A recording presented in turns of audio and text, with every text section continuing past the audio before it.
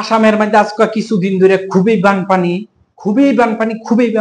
বানপানি অনেক মানুষের ঘর বাড়ি জন্তু যত কিছু সাই সম্পদ আসিন মাটি বাড়ি আসিন ঘর বাড়ি আসিন সব তুললে পড়ে নিছে অনেক মানুষের। আজকে একটা ভিডিও দেখছি, সেই ভিডিওটা আপনার হৃদয় কাটতে পেয়ে যাবো, যেই ভিডিওটা হয়তো আমি আপনাদেরকে একটু বিশ্লেষণ করে শোনাবার চেষ্টা করতেছি।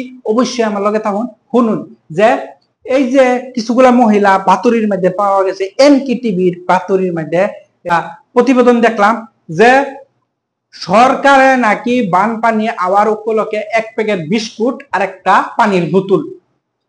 চিন্তা করুন যে 1 প্যাকেট বিস্কুট আর একটা পানির বোতল যদি একটা মানুষকে দেয়, এই মানুষকে কি প্রতিদিন দিতেছে? প্রতিদিন না। একটা প্যাকেট বিস্কুট আর একটা বোতলের পানি দেয়, ওর কতখানি সময় চলতে পারবো? এই বিষয়টার উপরে সরকারের খুব ভালোভাবে একটা নজর দেওয়া উচিত।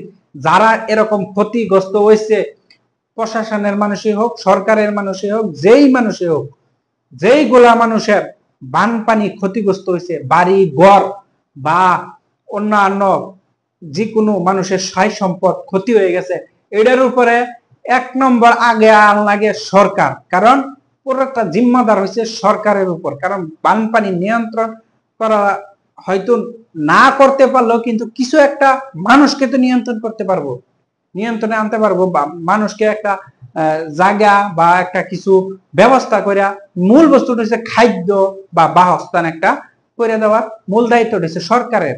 সরকারে যদি এই যে কিছুগুলা মানুষে কইতেছে যে 1 প্যাকেট বিস্কুট আর 1 বোতল পানি দিচ্ছে, আসলে এই বিষয়টা তো মানে হৃদয় কেঁপে যায়। একটা মানুষ বিস্কুট খায়া বা 1 বোতল পানি খায়া কতক্ষণ থাকতে পারবো আর কতক্ষণ করতে পারবো? যেই মানুষের বাড়ি ইতিমধ্যে দেখা গেছে যে উড়াইয়া পুরাইয়া ভাঙ্গা সাঙ্গা সব লয়ে গেছে, ব্রহ্মপুত্র আশেপাশে যারা আছে, বিশেষ করে মাজুলি এতটাই বানিয়েছে অনেক মানুষের গৃহহীন হয়ে গেছে।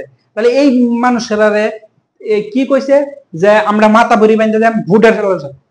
আপনারা যে প্রতিবেদন দেখছেন অবশ্যই আপনারা জানতে পারছেন যে যারা মাতাবুরির সাইডে আছে, যে মাতাবুরির সাইডের মানুষটা কি করছে, সুন্দর করে মাতাবুরি বান্ধা দিব, আমরা ভোট দাও, আমরা তোমরা পাশে থাকাম, তোমরা আমরা যে কোনো প্রকারে ফাঁস করাই দাও। ঠিক আছে, ফাঁস করাই দিছে। এখন 1 প্যাকেট বিস্কুট 1 বোতল পানি।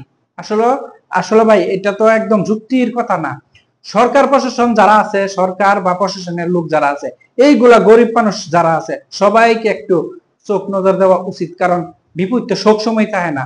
বিপদ একটা দুর্যোগ আইছে, একটা প্রাকৃতিক দুর্যোগ যারে কয় বানপানি। এই বানপানি তো কেউ ডাইকে আনছে না, হঠাৎ আইছে, হয়তো থাকতো না, কিন্তু কিছুদিনের লাগে যে একটা শাস্তি ভোগন লাগবো কিছুগুলা মানুষের, এটা কিন্তু চিরসত্য।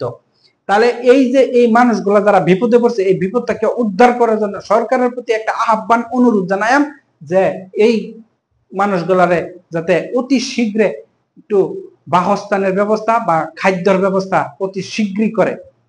যেইগুলা বস্তু আমরা এই যে হৃদয় বিদারক কথাগুলা যে আমরা দেখি, খুবই খারাপ লাগে।